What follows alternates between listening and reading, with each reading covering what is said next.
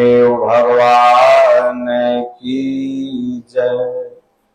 बोलो जय सिया राम, जय जय सिया राम। बोलो जय गुरुदेवम, जय गुरुदेव। गुरु बिनु भवनिधि तारहीन कोई, जो बिरांची शंकर सम होई। गुरु राखहि जो कोप विधाता, गुरु विरोध नहीं को जग त्राता। बोलो जय सिया राम, जय जय सिया राम। बोलिए श्री सद्गुरुदेव भगवान की जय। सज्जनों,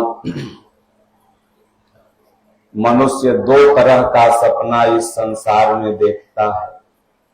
एक तो जब यह जीव सो जाता है रात्रि में चाहे दिन में, तो सोने के बाद सपना देखता है। कोई कुछ सपना देखता है, कोई कुछ सपना, कोई देखता है हम राजा बन गए, कोई देखता है हम रंक बन गए, कोई देखता है हम मर गए, कोई देखता है हम यहाँ गए हैं वहां गए हैं। कुछ न कुछ सपना देखता रहता है। और एक सपना सब लोग खुली आंखों से देख रहा है, जागते हुए देख रहा है। वह भी सपना है, हम ये बन जाएंगे, आगे जाके ये हो जाएगा, आगे जाके पटना में, दिल्ली में, बंबई में मकान बनाएंगे। ये भी एक सपना है। ये खुली आंखों से सपना देख रहा है। और दोनों सपना सपना ही है, चाहे सोए हुए देखो और चाहे जागे। गोस्वामी जी ने कहा है कि जो सपने सिर काटे कोई, जागे बिनु न दूर दुख होई। सपना में जो कुछ भी देख रहे हो वो सपना है, चाहे खुली आंखों से देखो चाहे बंद आंखों से। सपने में कोई सिर काटे तो लगता है अब मार देगा, अब मार देगा, दुख होता है। लेकिन जग जाते हो तो दुख भाग जाता है, गर्दनवा तो ठीक है, गुड़वा तो ठीक है।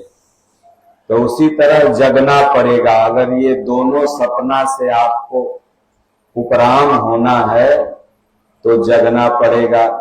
तो इस संसार में जागा कौन है? जागने का तात्पर्य क्या है? क्या आप सो के सुबह में जागते हैं तो जग जाते हैं, या आप रात्रि में सोते हैं तो क्या सो जाते हैं? नहीं। जागने का तात्पर्य है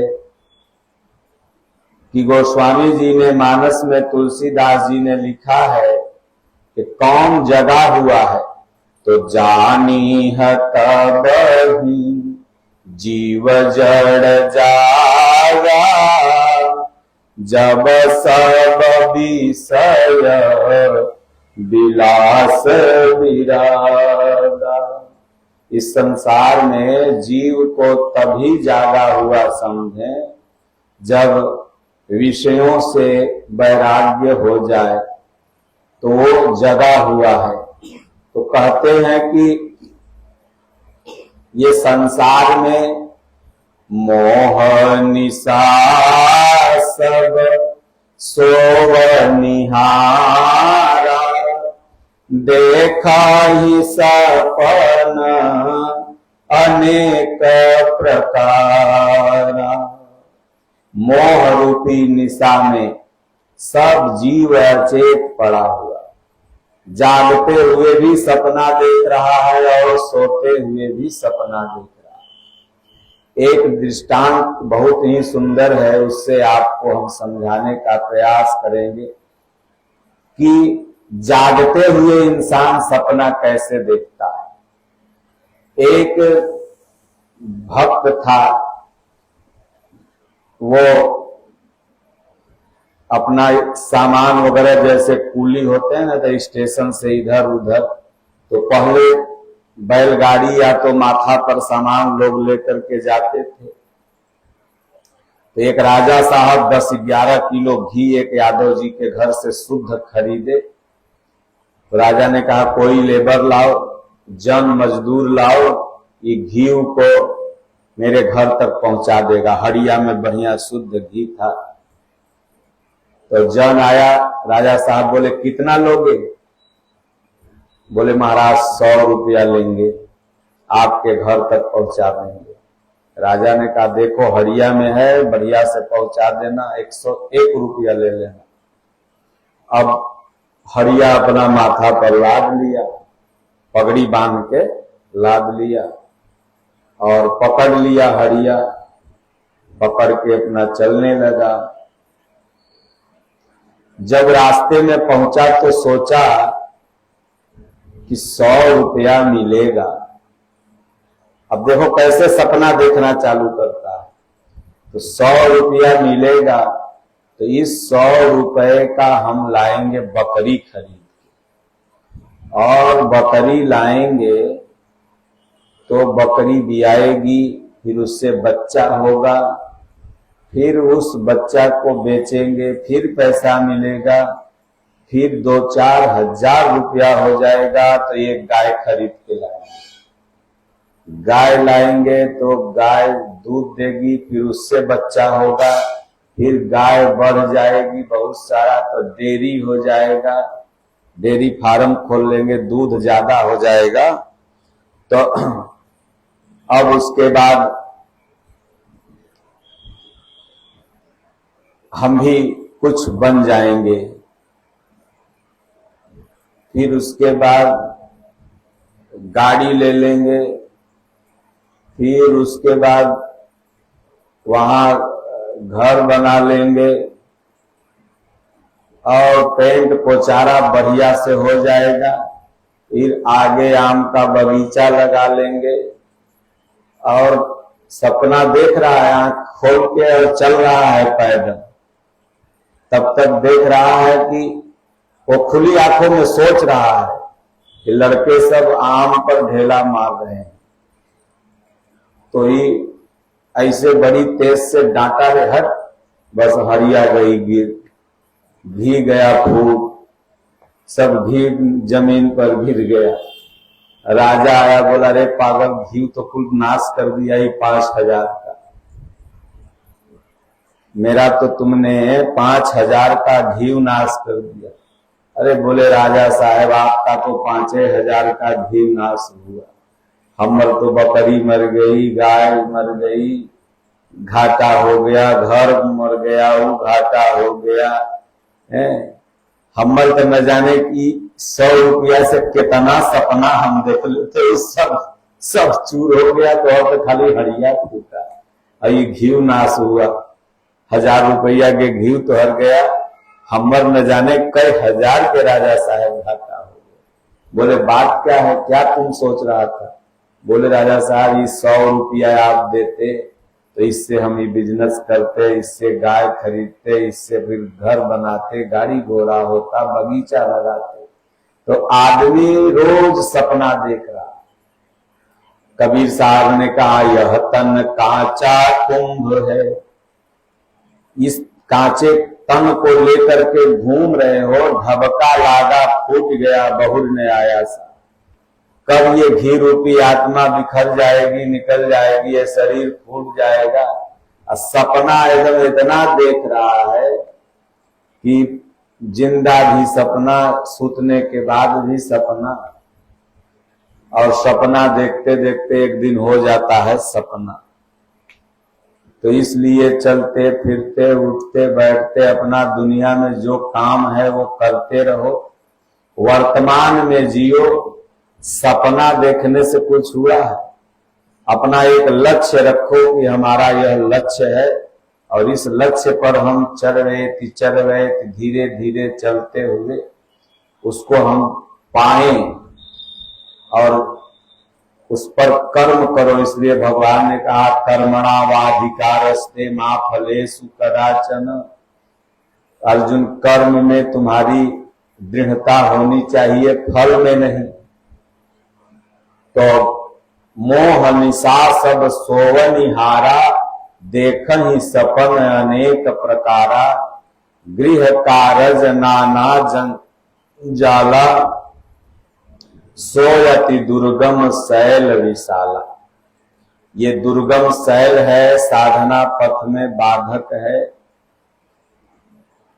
इससे जब तक आदमी ऊपर नहीं उठेगा, जब तक ये सपना देखना बंद नहीं करेगा, तब तक शांति नहीं हो सकती है।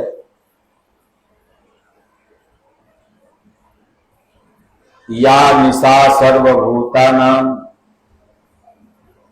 तस्याम जागृति संयमी। संयमी व्यक्ति ही इस संसार से जग पाता है, नहीं तो न जाने कितने जन्मे और न जाने कितने अभी जन्मेंगे। भगवान ने कहा अर्जुन, ये तुम्हारा कोई आखिरी जन्म या पहला जन्म नहीं है, इसके पहले भी तुम बहुत बार जन्म चुके हो और इसके बाद भी बहुत बार जन्मोगे। ये तुम्हारा कोई निज घर नहीं है। कोई से पूछो कहे कहाँ घर है, तो रानी सराय। कहाँ घर है, तो बख्तियार। कहाँ घर है, तो दियर। तो कहाँ घर है, तो सतभैया। अरे ये सब नकला घर है, 40, 50, 60 बरस से तो है, इसके पहले कहाँ था। तो हमारे महापुरुषों ने कहा कि छाओ छाओ हो फकीर गगन में कुटीर। ये तो ये माटी का घर है, ये आत्मा का तो घर कहीं है ही नहीं। यह आकाशवत है, ये आत्मा का घर है, परमात्मा का श्री चरण, जहां परमात्मा रहते हैं, भगवान रहते हैं। तो अब भगवान कहाँ रहते हैं, किसी ने देखा नहीं। जो देखा सो कहा नहीं, कहा सो देखा ना, रही मन अगम बात यह, कहन सुनन को ना। जिसने भगवान को देखा उसने तो कहा ही नहीं कि भगवान कैसा है, और जिसने कह दिया कि भगवान ऐसा है वैसा है, उसने अभी देखा ही नहीं। भगवान अनुभव गम्य है। जैसे चोट आपको लगती है तो दर्द आप ही को न महसूस होगा। अभी माथा दर्द करने लगे तो हमको थोड़ी पता चलेगा कि आपको कितना दर्द होगा। दुनिया में कोई डॉक्टर ऐसा पैदा हुआ है जो आपको देख के बता दे कि बीमारी आपको क्या है? आपको बताना पड़ता है। डॉक्टर के पास जाते हैं, सर पेट में दर्द है, बुखार है, तब उसी में एंटीबायोटिक जोड़ कर आपको दे देता है। तो उसी तरह से अपना दुख, अपना दर्द जैसे आप महसूस कर सकते हैं, सुख भी आप ही महसूस कर सकते हैं, उसी तरह से भगवान को जिसने भी देखा है वही महसूस कर सकता है। इसलिए जगना है। जगने का मतलब क्या है? जागा हुआ कौन है? जो संयमी है। संयम क्या है? तो योग के 8 अंग हैं, यम, नियम, आसन, प्राणायाम, प्रत्याहार, धारणा, ध्यान, समाधि। ये योग के 8 अंग हैं। और इसी 8 अंग पर जो अपने आप को साधने लगा वह धीरे धीरे जग जाएगा, और तब जाकर के सभी विषयों से, विलासों से मन में वैराग्य होता है। वैराग्य का नाम ही नहीं है कि भाई हमारे पास हड़िया है, ये नहीं है तो हम बहुत वैरागी हैं, उनके पास 10 हड़िया है तो भोगी है। नहीं, वस्तुएं बहुत रहती हैं, लेकिन उन वस्तुओं से लगाव न हो, उसे वैराग कहते हैं। जिसके पास नहीं है या है, तो दोनों में उसे लगाव नहीं रहेगा। नहीं है तो उसके लिए वो प्रयत्नशील नहीं होगा, है तो उसमें लगाव नहीं रहेगा, वो निरपेक्ष भाव से रहेगा, वही वास्तविक वैरागी है। वैर धन राग, न उससे वैर ही रहेगा उन वस्तुओं से, चाहे उन जीवों से, चाहे प्राणियों से, और न उससे उसको लगाव ही रहेगा, राग माने लगाव ही रहेगा। तो वही वास्तव में वैरागी है। हनुमान जी को वैराग्य की सबसे बड़ी उपाधि दी गई है, वैराग्यवान। वैराग्य ही हनुमान है।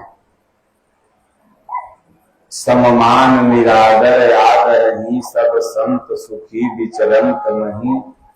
इसलिए ये मनुष्य शरीर मिला है, मुंह मिला है, आंख मिला है, कान मिला है, पैर मिला है, तो ये मुंह से भगवान के नाम जपो, कान से भगवान की कथा सत्संग सुनो, पैर से भगवान के यहाँ चल के जाओ, हाथ से सेवा करो, हाँ, जीभ से राम राम राम राम ओम ओम जपो, और नहीं तो कब प्राण पखेरु उड़ जाए।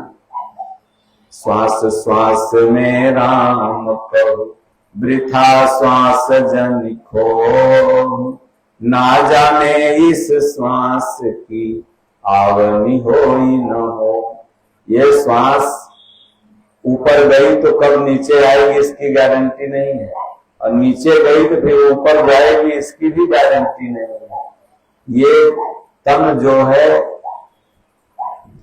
कीमती मगर है विनाशी।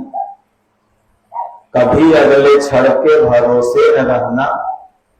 ये हमारे महापुरुषों ने इसको कच्चा घड़ा कहा, सेमल का फूल कहा, पानी का बुलबुला कहा।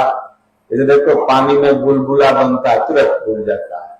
सेमल का फूल कितना पेड़ आश्रम में ना सेमल का, इसमें देखिएगा जब सीजन आता है कितना सुंदर सुंदर फूल फल होता है, और शाम में एकदम नीचे लाल हो जाता है, झड़ जाता है। यह ऐसा संसार है जैसे सेमल फूल, दिन दस के व्यवहार में झूठे रंग न भूल। ये सा संसार है जैसे सेमल के फूल, और दिन दस के व्यवहार में साली है, सरहज है, जीजा है, बहनोई है, इमाई है, बाबू है, चच्चा है, गोतिया है, गांव है, समाज है। ये दिन दस का व्यवहार है, 10 दिन के लिए व्यवहार मिला हुआ है। 11वें दिन तो खत्म, अब 12वें दिन तेरही फेरही करके टीपर में पानी दे के फिर अपन अपन कमाए चल जाएगा। तो इसे दिन दस के व्यवहार में झूठे रंग न भूल। झूठे रंग में तुम भगवान को मत भूल जाओ। इसलिए स्मरण बना रहे, सुमिरन बना रहे। उसी भगवान को किसी ने गॉड कहा, किसी ने खुदा कहा, किसी ने बुद्ध कहा, किसी ने पीर, किसी ने पैगंबर, किसी ने सदगुरु, किसी ने ईश्वर, किसी ने राम, किसी ने कृष्ण, किसी ने शिव। नाम चाहे जो दे दो, उसी परम पावन की सत्ता है। इसलिए सपना देखना नहीं है, अपना एक लक्ष्य रखना है, और लक्ष्य है परमात्मा। अपना घर गृहस्थी का काम करते हुए भगवान को पाना है, और भगवान को पाने की विधि हमारे शास्त्रों में है। और हमारा आपका शास्त्र क्या है? तो महर्षि वेदव्यास ने सभी शास्त्रों को लिखा, लेकिन उनमें गीता को महर्षि वेदव्यास ने कहा ये शास्त्र है, और ये 700 श्लोक में 18 अध्याय में है। जो पढ़े लिखे हैं उसे पढ़ें, जो नहीं पढ़े लिखे हैं उसको सुने। तो पढ़ने में और सुनने में दोनों में उतने फायदा है, चाहे तो किसी से सुनो और चाहे पढ़ो। इसलिए गोस्वामी जी ने कहा कि कहत सुनत सब कर हित होई।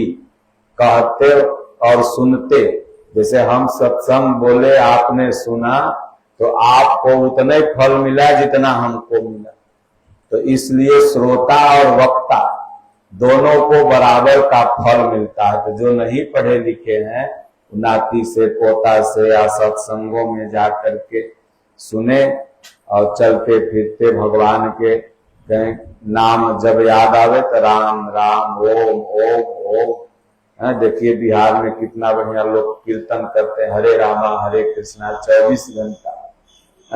तो मंगलवारी, मंगल के दिन मंदिर में मंगलवारी होता है, भजन होता है।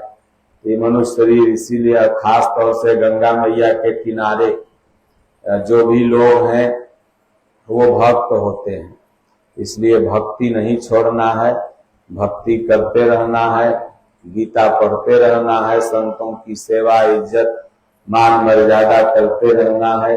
तो धीरे धीरे जो चाहोगे भगवान यहाँ भी नाती पोता पनाती सब आनंद से रहेगा, वहां भी जाओगे तो मस्त रहोगे।